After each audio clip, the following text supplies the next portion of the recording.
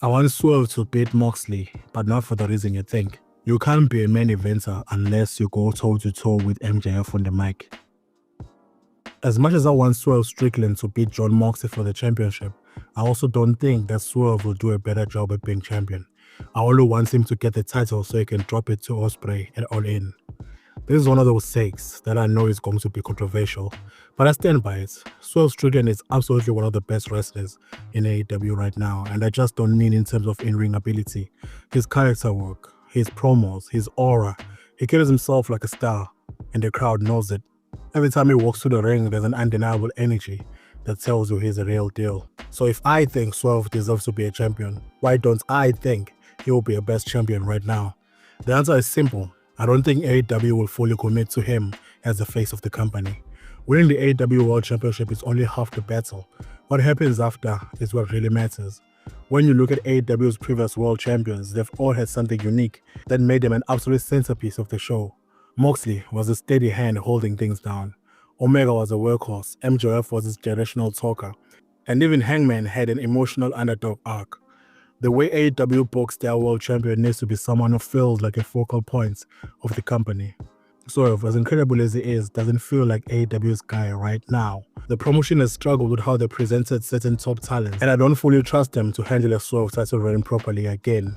He might get a great pop when he wins again, but will he be booked in a way that makes him feel like the most important person in the company? I have my doubts. They tried before, it didn't really work for me. That's why, to me, the ideal scenario is Swerve winning the title, but only as a transitional champion to set up Will Ospreay at All In, like it was rumored last time. Ospreay is someone AEW seems to be gearing up for a massive world title push, and it just makes more sense for him to beat Swerve rather than Moxley. A Swerve title win will be historic and well-earned, but Ospreay taking the best from him in a massive match at All In will be a bigger moment AEW wants. So yeah, I want Swerve to win, but more than that, I want Ospreay to be the one to take it from him. I often ask myself how Toni Storm became undeniably AEW's best champion right now. If you had told me a year ago that Toni Storm would be AEW's most compelling champion, I honestly wouldn't have believed you. Not because she wasn't talented. Toni has always been one of the best female wrestlers in the world, but because AEW's women's division has always felt stop and start with its champions. When Toni first won the AEW Women's Championship, it was solid, but let's be honest, it wasn't groundbreaking. She was a strong wrestler, but nothing about her really stood out. That all changed when she introduced the timeless Toni Storm character. This was the moment everything clicked.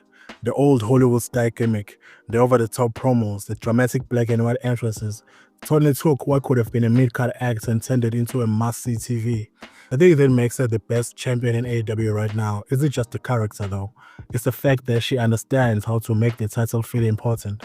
Some champions hold belts, but Toni makes the belt feel like a prize worth fighting for. Every promo, every segment, every match she's in feels like an event, and that's something AEW Women's Division has needed for a long time. We've seen incredible champions before. Britt Baker was dominant, Hikaru Shida was a great workhorse, and Jamie Hayter was massively over. But Toni has managed to blend character work, in-ring ability, and presence in a way that no other AEW Women's Champion has. She didn't just elevate herself, she elevated the entire division. Can you all agree that no superstar can truly cement themselves in AEW until they have gone toe-to-toe on the mic with Maxwell Jacob Friedman? It doesn't matter how good you are in the ring, it doesn't matter how over you are with the crowd. If you haven't stood across from MJF and held your own in a battle promo, you haven't truly arrived in AEW. MJF is a measuring stick to promos in AEW, and it's been that way since day one. The thing about him is that he's not good at delivering lines. He's good at exposing weaknesses. If you're not confident, if you can't think on your feet, if you struggle under pressure, he will pick you apart and leave you looking second rate. Look at the guys who have had major feuds with MJF. CM Punk had an all-time great verbal war with him. Adam Cole matched him beat for beat on the mic. Bryan Danielson, a master of mind games, but even he struggled against MJF's sharp tongue.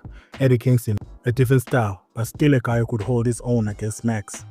Now think about the guys who never had that big moment against MJF. They're all talented, but something is missing in how fans perceive them. That's why, to truly be a main event level guy in AEW, you need a verbal showdown with MJF. If you can survive a promo battle with him, you belong at the top. If you can't, well, good luck getting there.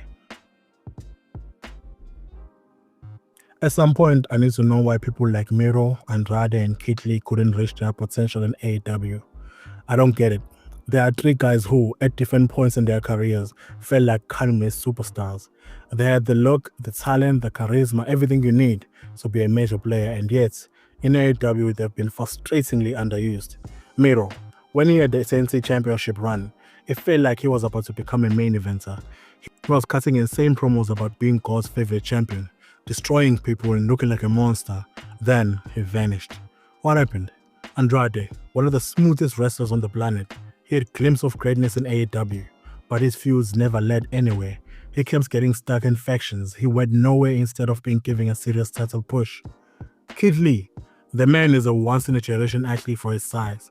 WWE misused him, and AEW hyped up his signing like it was a big deal.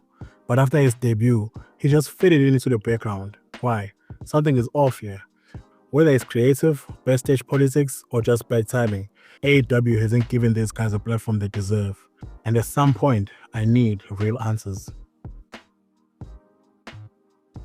It seems to me that AEW or WWE was never planning on giving Edge a world championship. When Edge signed with AEW, a lot of fans hoped that maybe, just maybe, he would get one last title run. But now, it's starting to feel like it was never the plan.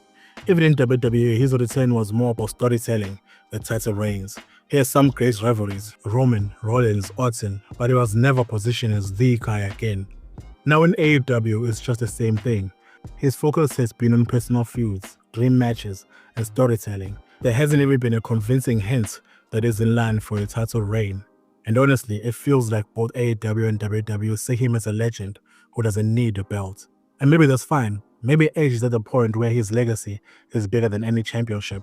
But it does make me wonder, was a world title run ever truly in the cards? Or was it just something we as fans convinced ourselves was possible?